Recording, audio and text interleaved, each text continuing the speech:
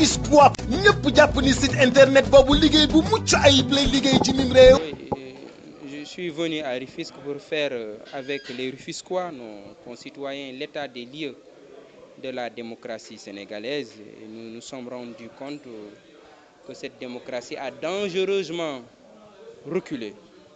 Nous nous sommes aussi rendus compte que nous avons perdu les acquis démocratiques que nous avions, des acquis de haute lutte par plusieurs générations. Et devant ce constat-là, nous avons remarqué qu'il nous faut lancer une nouvelle remobilisation de nos concitoyens, remobiliser le peuple, indiquer au peuple que cette démocratie-là, elle est menacée et qu'il doit se remobiliser pour défendre notre projet démocratique. Donc c'est la raison pour laquelle j'étais venu à Rufisque échanger avec nos concitoyens d'ici, mais aussi échanger avec nos concitoyens de l'intérieur et ceux qui sont dans la diaspora pour leur dire qu'au sortir de la dernière présidentielle, en tout cas cette dernière présidentielle a consacré donc l'avènement de l'autoritarisme au Sénégal et que nous sommes sortis de la démocratie pour entrer dans un ordre autoritaire avec M.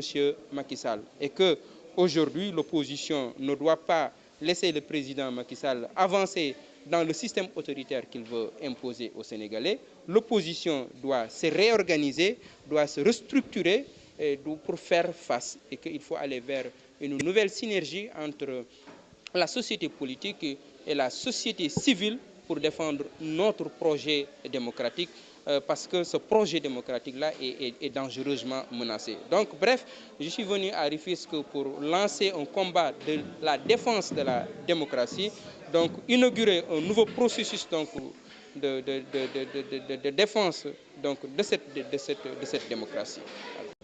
Oui, le président de la République a lancé un appel au dialogue. Et le dialogue, pour dialoguer, il faut des préalables.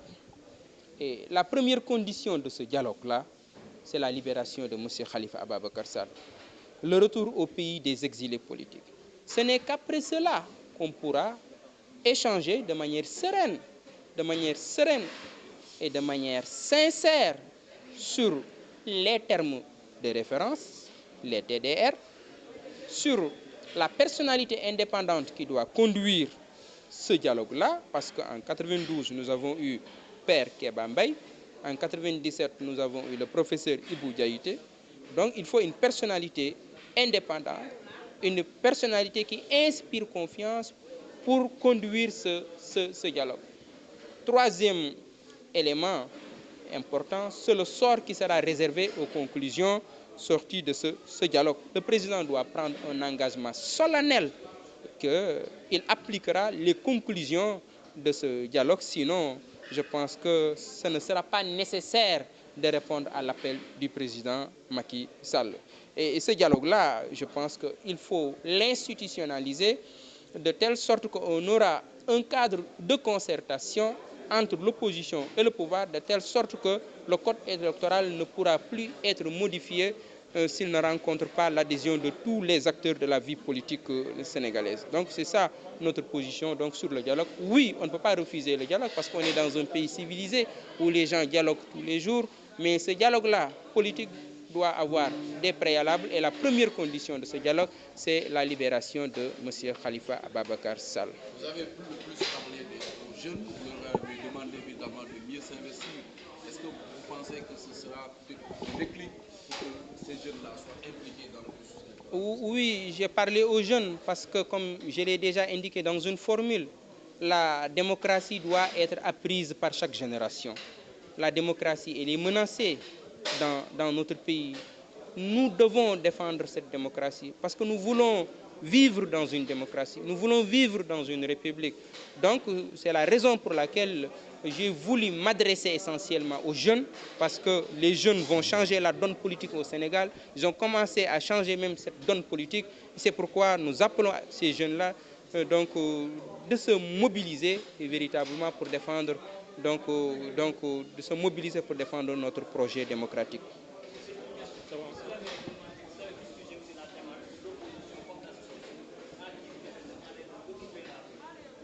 Oui, vous savez, ce que j'ai dit, c'est que la défense de notre démocratie passera par la remobilisation des citoyens. Si le président Macky Sall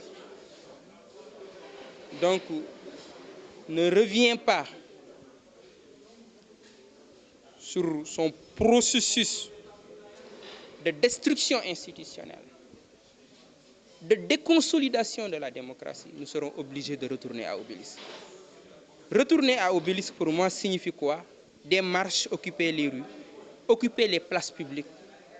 C'est la Constitution qui nous permet d'organiser des marches et d'organiser des manifestations pour défendre nos libertés publiques. Oui, le gouvernement parallèle, on en parle. Moi, j'ai émis une idée.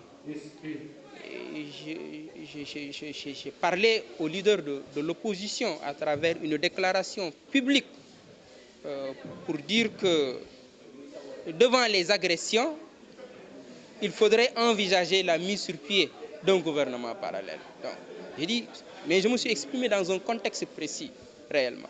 Le contexte dans lequel on venait de sortir de la présidentielle. Si on dit que nous rejetons les résultats sortis des urnes, si nous rejetons les résultats sortis des urnes, si nous refusons même de contester même ces résultats, je pense que l'opposition devait être conséquente avec elle-même. Tu ne peux pas rejeter et retourner chez toi à ce niveau.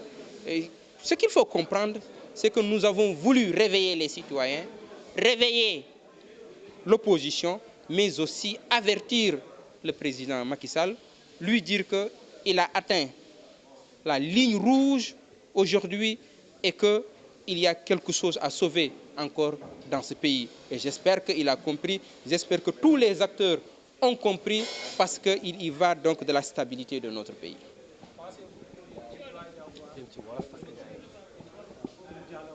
Au sein de l'opposition, avant de répondre à celle du président, vous l'avez tantôt même dit, l'opposition manque d'organisation. Oui, l'opposition ne peut pas aller en rang dispersé à ce dialogue, cela va de soi.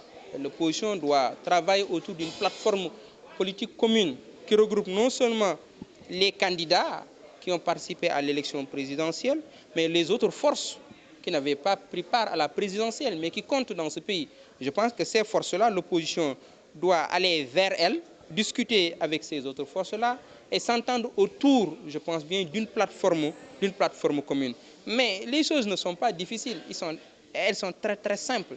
Ce que nous demandons, c'est un système électoral crédible. Et simplement, ce que nous demandons, c'est un fichier électoral fiable, des institutions crédibles pour organiser les élections, un ministre de l'Intérieur neutre et moraliser la vie politique avec permettre aux institutions de contrôler les dépenses électorales. Je pense que ce sont des questions très simples autour desquelles on devrait se mettre d'accord et pour discuter, échanger avec non seulement donc, le pouvoir, mais échanger avec les acteurs politiques, mais aussi la société civile.